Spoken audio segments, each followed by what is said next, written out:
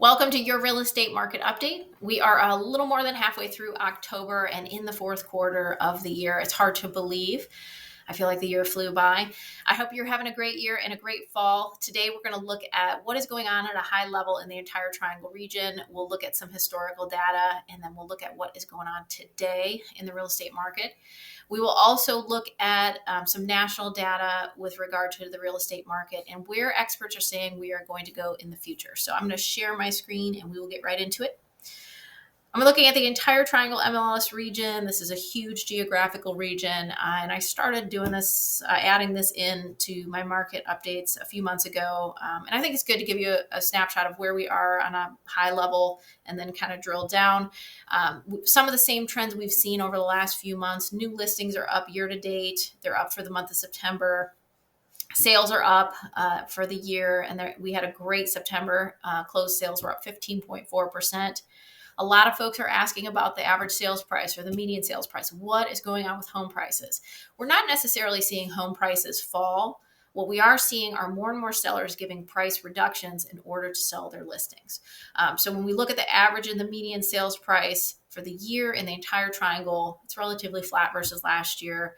And when we look at what happened in the month of September, the median was down 1%, the average sales price up almost a percentage. So, and you'll see nationally home price appreciation is moderating as well and slowing down.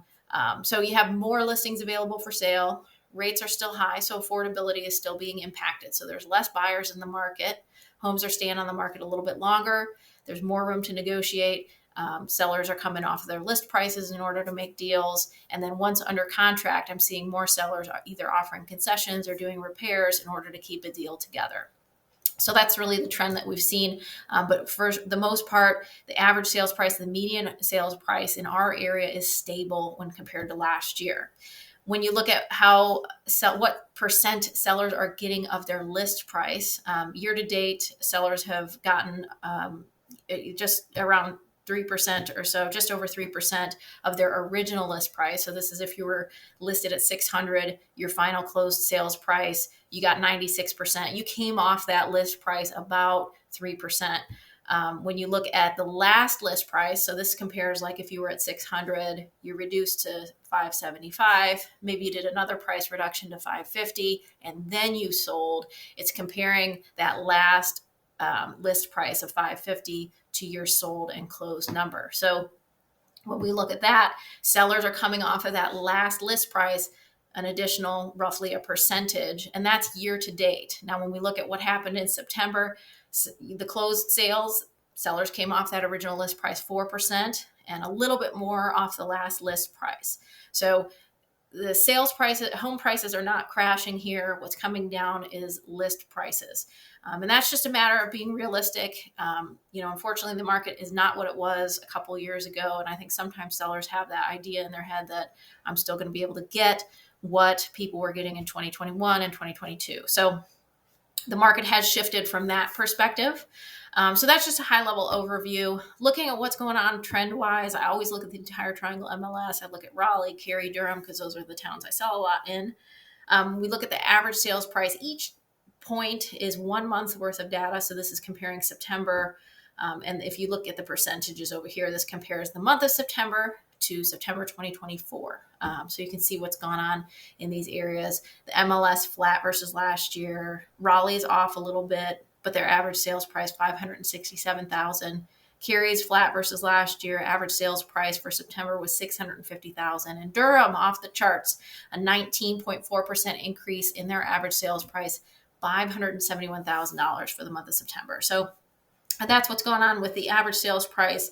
Month supply, we are seeing that trend up. Obviously, if new listings are increasing 14%, we're going to see this number, which is the month supply of homes available for sale by month. We're going to start to see this increase, obviously, as well. So we are at a 3.6 month supply of homes. That was for the month of September. It was up 24% when compared to last year. Now, that's for the entire Triangle region.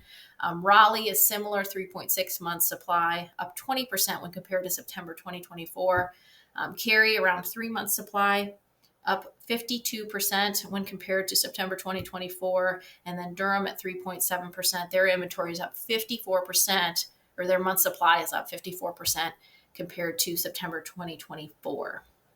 So naturally, we are seeing inventory increase. We are going to see these numbers go up. It's not necessarily a reason to panic. A normal balanced market, I say this all the time, is around a 6-month supply. We're still a little ways from that. And I think if we see a meaningful drop in rates, these numbers will start to come down. So when I'm going to look at, I want to take out the entire triangle MLS, homes available for sale. So you can see where we're at. Raleigh has just under 2,000 for the month of September, up 24%. CARY, their inventory was up almost 60% when compared to September 2024. And then Durham up almost 58% when compared to September 2024. And new listings also up when compared to September 2024. So everything kind of increasing across the board. What is going on in the triangle today? New listings. And again, I remember a period of time where we were like, new listings available for sale, 900. Now we're up over 3,700. This is awesome. If you are a buyer in the market today, there are more homes available for sale today than there were in years past. And one of the, best kept secrets, I think, is if you are a buyer, new construction is a great option for you because the builders are building inventory homes. The market is softer. Those homes are sitting. So they're making deals in order to move those homes. And those deals include, slashing prices, offering incentives, closing costs. I've seen some builders do half off their lot premiums, offering design incentives. If they have a lending firm that they work with, like Lennar, like they have Lennar Mortgage, their mortgage company is offering below market financing. If you're a buyer in the market today, new construction could be a great option for you because there's so many incentives right now that you could really stretch your budget and get into the home of your dreams because of all of these incentives. So I always like to look at overall what's on the market, but what percent or what number of those homes, at 3,700 homes, are new construction. 906. And one of the things I would say about this number is this does not reflect all of the inventory homes that are available for sale in these areas. So a lot of times builders have these homes, they don't necessarily list them in the MLS. They may be early, sometimes builders will wait until it's in drywall before they put it in MLS. So they're still available for sale. So if you are a buyer, new construction definitely could be a great option for you. So not of the 3,700, 900 were new construction, so over 3,700 homes available for sale. I think one of the things that I thought when the tariff started is that new construction resale homes would end up being a better deal than new construction because some builders started increasing their prices because they got lumber from Canada, things like that. Because of what's gone on in the market, I've actually seen the opposite. So new construction is actually a better deal now. With the incentives and everything that they're offering, can be a better deal now than a resale home. So it's just kind of interesting to see how things have shifted. Everything under contract in Raleigh, CARY, and Durham right now, just over 1,500 homes. And then what has closed so far this month, 476. And so we sold 959 homes last month. We're on track to basically beat that. So you figure we're about halfway through the month. You double 476. We'll be right around that 959. Last year in October, we sold 931 in Raleigh, CARY, and Durham. So we're on track to beat that, or at least do that. So when you compare to last year, so we'll probably be up versus last year's sales. We'll probably be up when compared to last month's sales. So that's just where we're at. That's our current sales pace. And so finally, I always like to close with information on a national level. So, a lot of times, so I can compare to, but here's what we're seeing locally. And in a lot of these slides that we're going to look at, Raleigh, CARY, Durham, the entire triangle MLS, we're on par with what's going on nationally. So talked about inventory and it's rising, number of new listings, things like that. So the number of homes available for sale nationally continues to be higher than last year. And so this is 5 consecutive months where listings are over 1 million. There are over 1 million, not over $1 million, but over 1 million listings that are currently on the market. So, you have more of that. And as a result, we talked about inventory rising. We see that in the triangle. Homes sitting on the market a little bit longer. We see that in the triangle. we're seeing, as a result of that, we're seeing more price reductions, and they're seeing price reductions across the country as well, in addition to us seeing that in the Triangle. So in August, over 20% of home listings had price reductions. In North Carolina, 22% of listings had price reductions before they went under contract. So we have more inventory, home prices are coming down, or home list prices are coming down. What's going on with home prices? Home price growth is moderating. So you can see it's slowing down a little bit, even more than it was earlier this year. Experts are still projecting that we will see an increase in home price appreciation this year compared to last year. It's just going to be a much smaller percentage. And I think I want to say there's like 7 or 10 experts that weigh in on home price appreciation. And 2 of those experts, and I think it's Zillow, and I forget who the other one was, but they are projecting a decline in home price appreciation compared to last year. But the rest of them are projecting an increase. And if you average all of them out, you end up right around 2 or 3% for the year. So experts are still projecting an increase overall. More of them projecting an increase than not. So we are still projecting an increase. I think we'll still be relatively stable or see a small increase here in the Triangle, or be relatively flat versus last year. That's just my professional opinion, but we're seeing that home price appreciation not as much as we have in the past. And so looking at the top 50 largest metros and the home price trends across the board, you can see it almost split right down the middle. And I do love to get a shout out to Cleveland, Ohio, because that's where I'm from. They're on the map for the number 1 metro as far as home price appreciation. It's not the Browns, it's the home price. So shout out to Cleveland for that.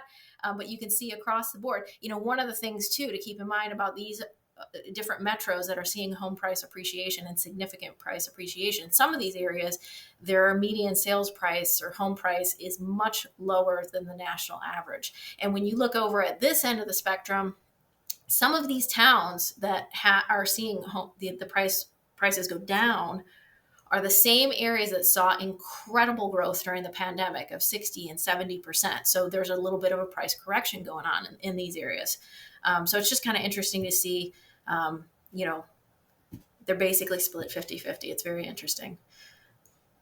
Mortgage rates and projections. So where are we going in the future? So that's kind of what's going on today. It's consistent with what we're seeing across the Triangle. So more inventory, more price reductions. Mortgage rate projections, experts are projecting we're going to stay between 6 and 6.5% through the fourth quarter of next year. And what does that mean? So if you're a buyer, this is good information if you're both a buyer and a seller, because what does this mean for you? If you have a listing on the market, if you're priced right, you're going to get good traffic. If rates go up, obviously, between 7 and 7.5%, buyer demand is going to be weak. 6.5 to 7%. It's limited. You drop to the 6 to 6.5%, it starts to improve. It's good. And then if it gets below 6, it's strong. And so you can kind of gauge what's going to happen with, listings in the market, what's going to happen. I see it in my own business. I see more buyers reach out. More buyers qualify as the rates come down, and I always tell buyers that are waiting for rates to come down, what do you think everybody else is doing? The longer you wait and the more rates come down, more buyers are going to come into the market. You're going to have more competition when you're trying to find a home. So if you can swing it at the higher rates, it's a great time to purchase now. But this is where we're at, between 6 and 6.5%. So our traffic or buyer demand will be good. What's going to happen with home price expectations? So these are a lot of experts. They're much smarter than me. And they put together these forecasts as to where they think home prices are going to go in the future. And they're looking out to 2029. And so if you look at the most optimistic are saying, hey, by 2029, home prices, between now and 2029, home prices could go up almost 26%. The average is saying about 15%. And the most pessimistic, so even the most pessimistic, are projecting an increase over the next 4 years of at least 5%. So what I would tell you is, if people get concerned about what's happening with home prices, and if you are concerned about that, take a look at how long you're going to live in your home. If you're going to live there for 3 years, for 5 years, that's what you have to gauge if you're looking to make a return on your investment. But, if you're going to buy a home and in 1 year sell it and expect to make a ton of money, it's not likely. You're going to see some growth, but the costs of selling will outweigh, will really eat up your profits essentially. So I would say if you're concerned about what's going on with home prices, think more about what you're going to use your home for. If it's going to be a place where you're going to live for the next 5 years or 7 years, that's something to take into consideration. And then finally, home sales overall are expected to rise. We're expected to do better than we did in 2024 this year. Experts say that 2024 is kind of the year we bottomed out. And so we're going to see a slight increase in 2025, or we're projected to see a slight increase in 2025, and then we'll increase in 2026. Not a significant amount, but we're trending in the right direction. So that is everything that I have for today. As always, if you have questions on the real estate market, don't hesitate to reach out. If you want information, if you're local here in the Triangle and you want more information for your neighborhood or things like that, don't hesitate to reach out. If you want more information like this, check out my YouTube channel, Welcome to Raleigh. It's a great resource, lots of good information on there. I hope you have a great day, and I'll talk to you soon.